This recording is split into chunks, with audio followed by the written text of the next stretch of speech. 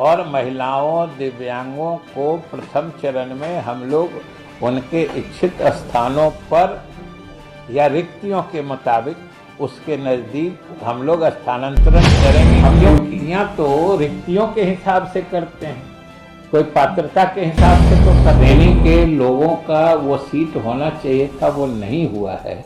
तो वो तो पूरा रोस्टर का सीक्वेंस गड़बड़ है। जिस समय विज्ञापन निकला उस समय ये नियम नहीं था, अब ये नियम बन गया कि लाइफ टाइम वैलिडिटी रहेगी। तो अब कोर्ट ने कहा है कि नहीं, इन लोगों को भी अलाउ करो। हम लोग माध्यमिक और उच्च माध्यमिक विद्यालयों में नियोजन करने वाले थे, अभी 17 तारीख से ना, 17 और 18 को 17 और 18 को हम लोगों ने घोषणा कर रखी थी। अभी कल परसों में फिर माननीय उच्च न्यायालय का आदेश आ गया कि नहीं, आप इसको रोक के जो पहले के लोग थे जिनको शुरू में मान्यता नहीं थी, वो भी स्थिति आपको पता होगी कि पहले था कि जो टीईटी पास करते थे उसकी validity for a certain period, मतलब 7 वर्षों के लिए दी गई थी। तो जो 11 में पास किए थे उनकी वैलिडिटी तो उस प्रमाण पत्र की 18-19 में खत्म हो जा रही थी। 19 में ये विज्ञापन निकला था, विज्ञापन निकला और फिर तो प्रक्रिया अभी हम बताए ही 19 के बाद से कैसे चली बात।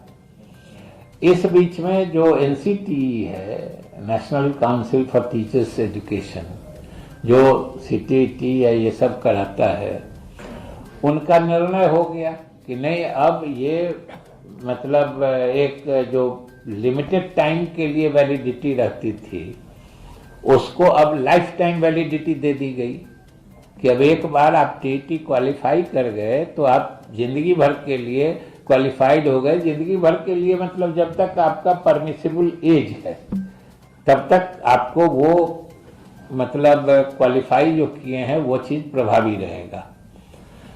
तो अब वो एक नई चीज इस बीच में आ गई।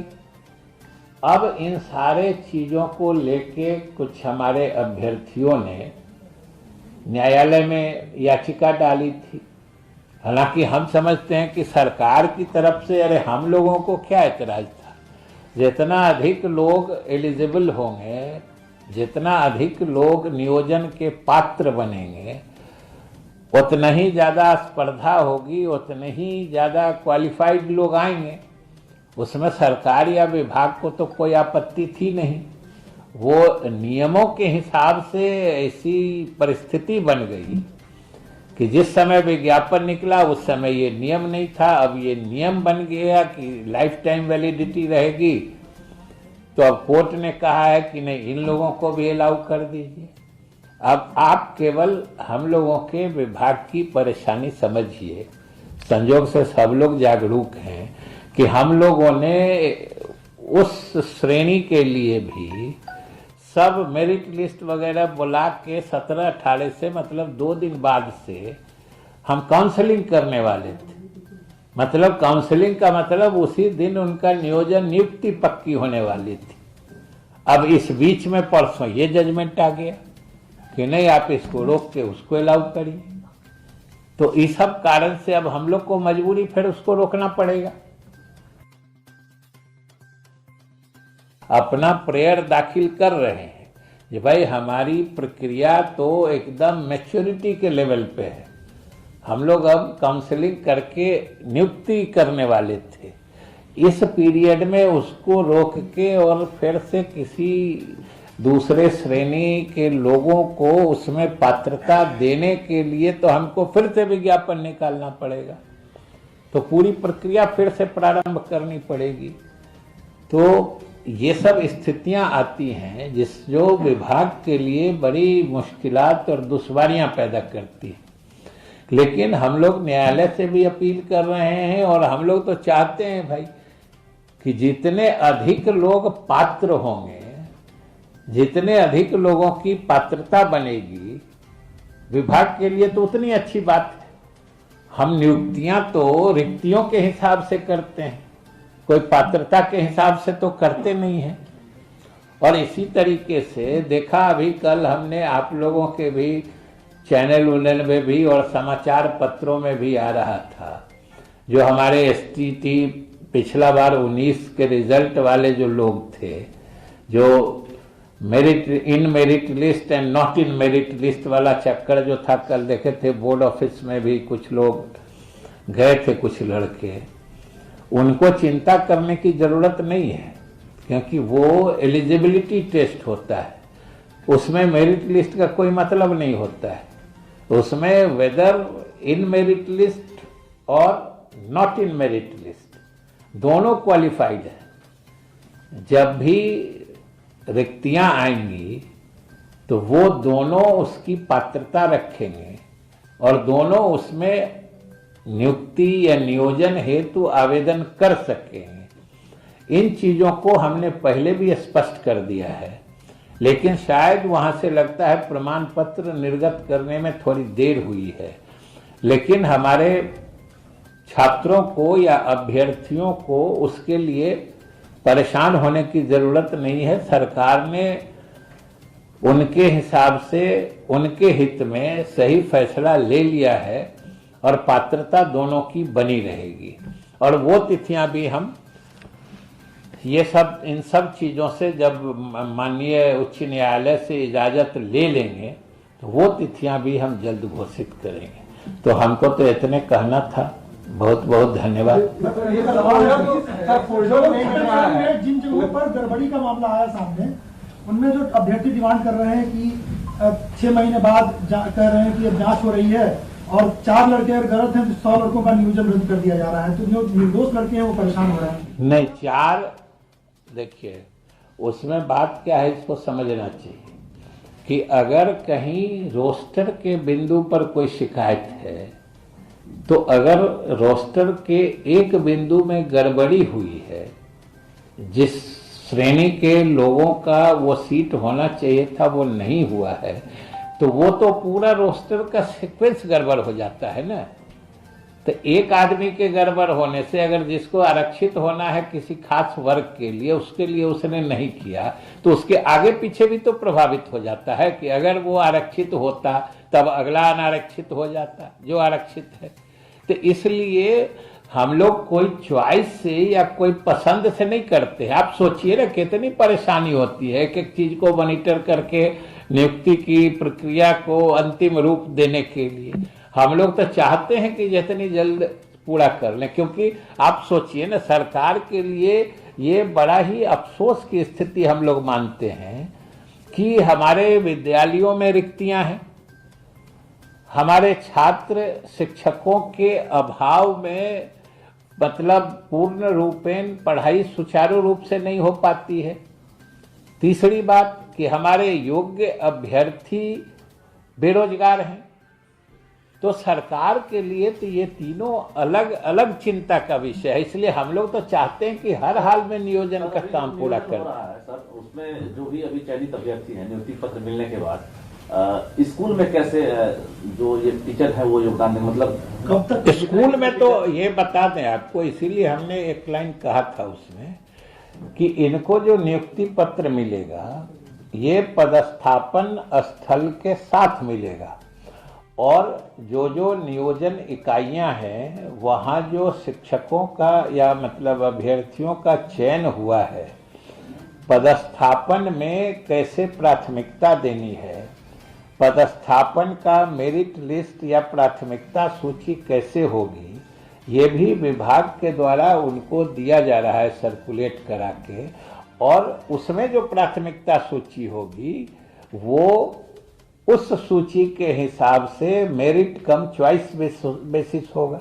जैसे आपको एक उदाहरण के तौर पर बता दें, जो दिव्यांग आरक्षित वर्ग की महिला है वो टॉप प्रायोरिटी पे रहेंगे, खासकर दिव्यांगता के कारण। आप सब सहमत होंगे, जो कोई दिव्यांग है तो पदस्थापन में वो प्राथमिकता या इच्छित जगह पाने में उसकी प्राथमिकता होनी चाहिए। तो इसी तरीके से महिलाओं को प्राथमिकता दी जा रही है, दिव्यांगों को दी जा रही है। तो ये सूची मतलब उनको पदस्थापन में कैसे इसका निर्धारण करना है, कैसे चॉइस देना है, इसका भी डिटेल्ड गाइडलाइन उनको दिया जा रहा है। जो नियोजन इकाई के द्वारा वो फॉलो किया जा रहा है कि नहीं, इसका हमारे स्थानीय अधिकारी उसका अनुश्रवण करेंगे, मॉनिटरिंग करेंगे और उस हिसाब से उनको दिया जाएगा। और जो नियुक्ति पत्र मिलेगा उसमें उनके पदस्थापन का जगह भी रहेगा और उनको वहाँ कहे ना, जो वो नियुक्ति पत्र मिलते ही वो चाहे तो अगले दिन ज्वाइन कर सकते हैं, अगले दिन से वो शिक्षक बन जाएंगे। एक सवाल है सर, जैसे एक सवाल और बाकी है नियोजन का, काउंसलिंग का, जो 14-16 मार्च तक होना है, तो क्या सीनियरिटी जूनियरिटी का मामला नहीं होगा? कोई सीनियरिटी जूनियरिटी तो एक इकाई का मामला है। नियोजन प्रक्रिया चलती है, 42,000 शिक्षक आपको मिलते हैं, 90,000 की जरूरत थी, तो नहीं लगता है कि नियोजन प्रक्रिया में कहीं न कहीं कुछ कमी है या फिर? नहीं, नियोजन प्रक्रिया में कोई कमी नहीं है।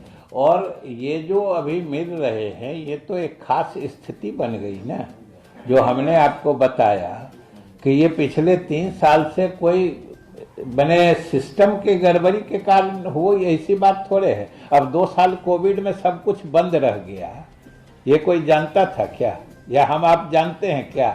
अभी ही हम कह रहे हैं, अभी तो ओमिक्रॉन महाराज जी की थोड़ी कृपा है, इसीलिए हम लोग बात आगे बढ़ाते जा रहे हैं।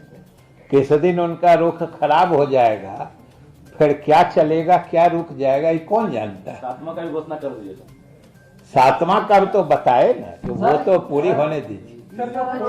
सीनियरिटी तो सर बढ़ जाएगी ना इनकी, जो जिनको सर 23 तारीख को नियुक्ति पत्र मिल जाएगी। सबकी सीनियरिटी तो नियोजन इकाई तक ही सीमित है ना, जहां पर काउंसिलिंग ही नहीं हुआ है उनके अपने नियोजन इकाई में कहां से वरीयता प्रभावित होगी, ये सोचिए ना। 7वें का तरीका नियोजन इकाई। चलिए, अब लगता है धन्यवाद।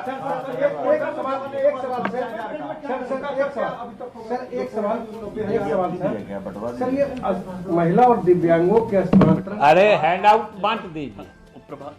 पंकज जी पे ये डिस्ट्रीब्यूट कर दें। ट्रांसफर का मामला भी था, जो शिक्षकों में सर वो भी हम लोग कर रहे हैं, उसको भी ऑनलाइन बिल्कुल पारदर्शी तरीके से करेंगे। ये हम लोग सॉफ्टवेयर बना रहे हैं, अब जल्द बन जाएगा। अब कहना फिर बीच में ही विधानसभा सत्र आ गया है, कोरोना से छूटते हैं तो सत्र हो जाता है। निगरानी वाला सर जो जांच फोल्डर जो था, उसमें तो हमने कहा था ना कि लगभग 90,000 के आसपास फोल्डर नहीं मिल रहे हैं। अब उसमें परेशानी ये समझिए कि जो नियोजन इकाइयां होती हैं उसमें जनप्रतिनिधि उसके अधिकारी होते हैं, और जब वो नियुक्तियां हुई थी 2006-07 में, उसके बाद से तो 2 बार पंचायत के चुनाव हो गए, उसके बाद अगले आए वो भी बदल गए, तो उसको लोकेट करना मुश्किल हो रहा है, यही दिक्कत है। सर ये 42,000 में 920 है। हाँ, ये 42,000 में अभी ये भी फिर स्पष्ट सुन लीजिए कि 42,000 में जितने की जांच की गई है, और फिर सुन लीजिए कि सिर्फ टीईटी, ये सिर्फ टीईटी के सर्टिफिकेट में इतना गड़बड़ी निकला है। जो प्रशिक्षण वाला, जो कहीं कहीं के प्रशिक्षण संस्थानों का प्रमाण पत्र है, उसकी जांच अभी पूरी नहीं हो सकी है। लेकिन हम लोग अभ्यर्थियों के हित में और छात्रों के हित में ये निर्णय हम लोगों ने आज लिया। सर एक सवाल सर, 2 साल पहले महिला और दिव्यांगों के स्थानांतरण की बात आप लोगों के द्वारा वही कहे थे ना, तो 1.5-2 साल तो पहले बोले थे। आपको क्या लग रहा है, भूल गए कोरोना कितना दिन से है?